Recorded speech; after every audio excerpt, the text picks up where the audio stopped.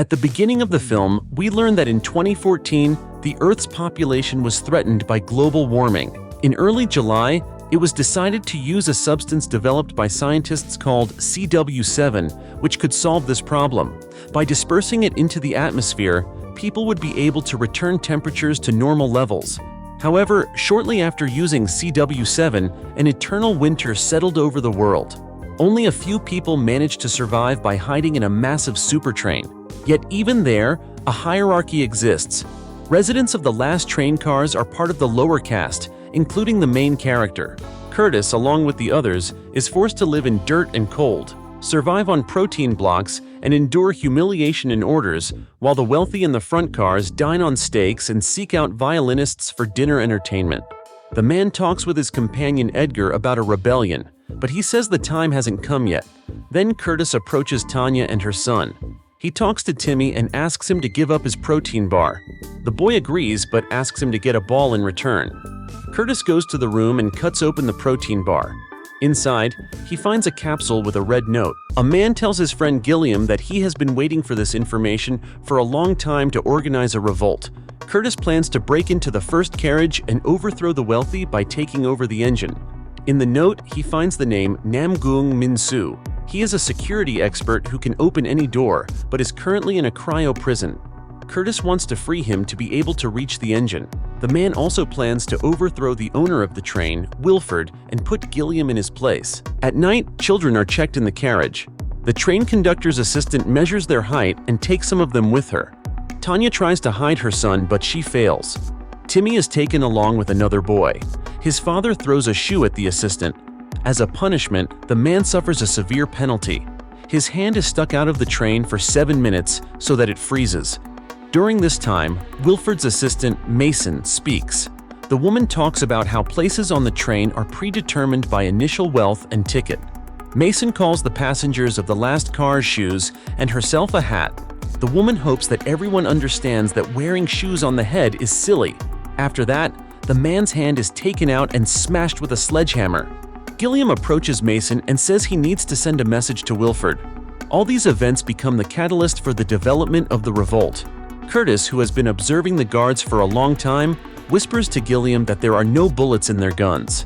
Most likely, they were all used up in suppressing the previous uprising. Curtis believes that the time has come to act. He buys Chrono, an explosive substance that also causes addiction, with protein bars. An unexpected inspection occurs before the distribution of bars. Curtis waits for the necessary doors to be unlocked and then moves forward. The man approaches one of the guards and presses a weapon to his forehead. Upon discovering it is not loaded, Curtis orders the people to start the attack. Along with the strong men, the main character makes his way to the local prison. Tanya, who is eager to avenge the kidnapping of her son, accompanies him. One of the guys, Gray, neutralizes the strongest guard and takes the keys from him. After this, Edgar tries to understand which lock Namgung needs to open. Moreover, it turns out that Namgung is addicted to Chronolay, which does not do him any honor. Soon the man regains consciousness and asks for a special device capable of translating from Korean to English. Curtis offers him a deal. Namgung is to open all the doors up to the engine, and for each, he will receive 1 cube of Chronola. The man unexpectedly jumps from his place and attacks Edgar. After taking the keys, Namgung opens the door where his daughter is lying. The man agrees to help, but asks to give Chronole to Yona as well. Soon, Namgung opens the first door. Fortunately, there is no one behind it, and the team of rebels calmly enters the compartment. Curtis is surprised to find all the beds empty, and there is still food left on the table. The man understands that people left here in a hurry. Suddenly, the carriage is illuminated by a white light. People look through the windows at the frozen and ruined cities. Curtis moves further and is astonished when Yona predicts that there is one person waiting for them behind the door. The man sees Paul running towards them, who used to live with them. After the man was taken, he became a cook for the end carriages. Paul is responsible for making protein bars. The man decides to look into the tank and is horrified. It turns out that the protein is sourced from ground-up cockroaches. In one of the bars, Curtis again finds a note with the word water. Gilliam suggests they need to go to the water supply section. The man says that this is a very important part of the train.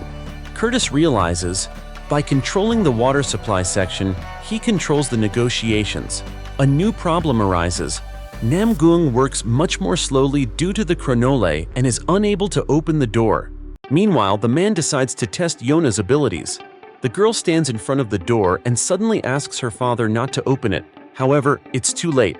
Curtis sees people in front of him ready to suppress their resistance. The hero, along with the men, engages in a fight with the opponents. The battle is interrupted by an announcement that they are crossing the Catherine Bridge.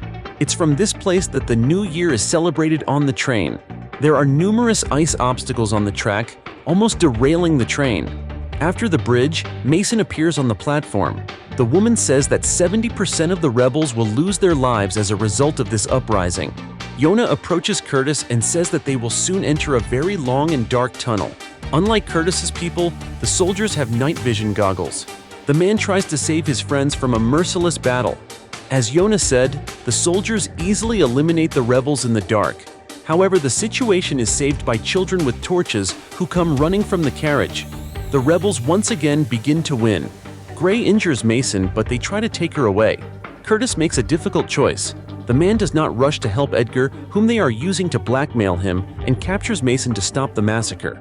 Curtis's plan works, but he loses a friend. Then he interrogates Mason. The woman reveals that water flows from the front of the train to its tail. Curtis is unlikely to cut off the water, knowing it would doom his own people. Mason offers a deal. She will lead Curtis to Wilford, and in return, he will destroy the head of the train. For herself, Mason wants only one thing: freedom. The woman promises to guide the man along a safe path. At night, Curtis talks to Gilliam. The man believes they have suffered great losses, even though they have come a long way. However, Gilliam suggests returning. Curtis decides to leave most of the people with Gilliam. He continues on with Namgung and his daughter Tanya, Gray, and a man who has lost his hand. Mason, who is tied up, is also with them. Curtis's team passes through a compartment growing fruits and vegetables and bypasses a huge aquarium. There, the people taste sushi for the first time.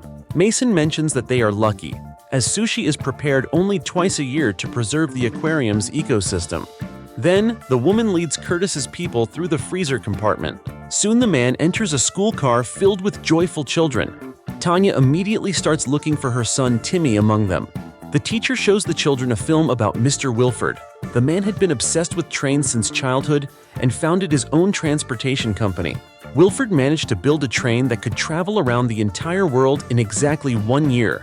All the people left on the planet now live in it.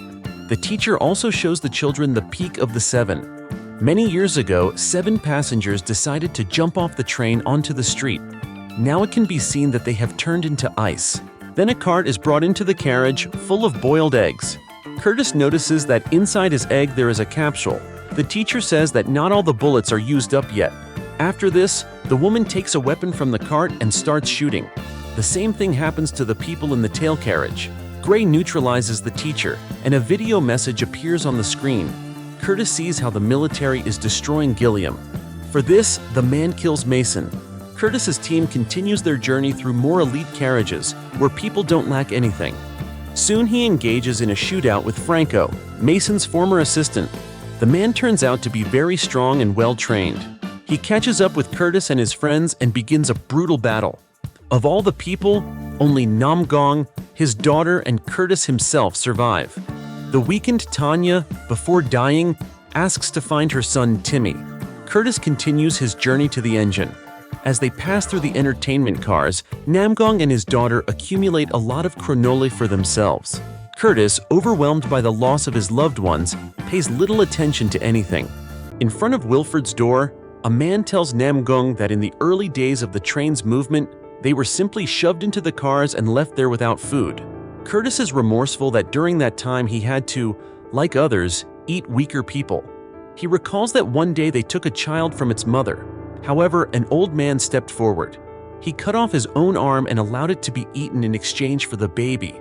Curtis says that the old man was Gilliam and the baby was Edgar. Many followed Gilliam's example.